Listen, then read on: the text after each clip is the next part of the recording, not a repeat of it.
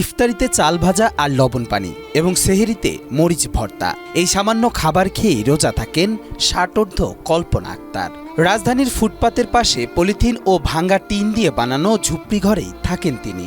আসবাব বলতে একটি ভাঙ্গা খাট ছাড়া আর কিছুই নেই সম্বল তার। লবণ দিয়ে পানি দিয়া চিনি ফেলছি, টাকা লাগবো না কিনিয়া খাইতে, কলের পানি আনি তারপর লবণ দিয়া আর কি করবো, আর চাল ভাজি চুলাহানি ভাজে হাসি একসময় মানুষের বাড়িতে কাজ করে চালাতেন সংসার, কিন্তু চোখের সমস্যা দেখা দেয়ায় এখন আর কেউ তাকে কাজে নিতে চান না। তাই অন্যের সাহায্যের ওপরেই চলছে তার জীবন। কেউ দয়া দেখিয়ে কিছু খাবার কিনে দিলে তবেই খেতে পারেন তিনি, অন্যথায় না খেয়েই পার করতে হয় দিন।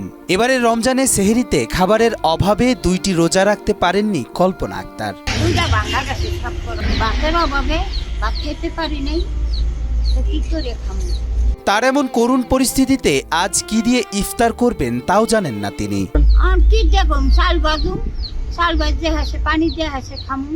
একদিকে যেমন খাবারের কষ্ট, তেমনি থাকার জায়গারও নিরাপত্তা নেই। মানুষের কাছে সাহায্য নিয়ে ক্রয় করা হাঁড়ি পাতিলও চুরি করে নিয়ে গেছে চোর। তাই যেন আক্ষেপের শেষ নেই তার।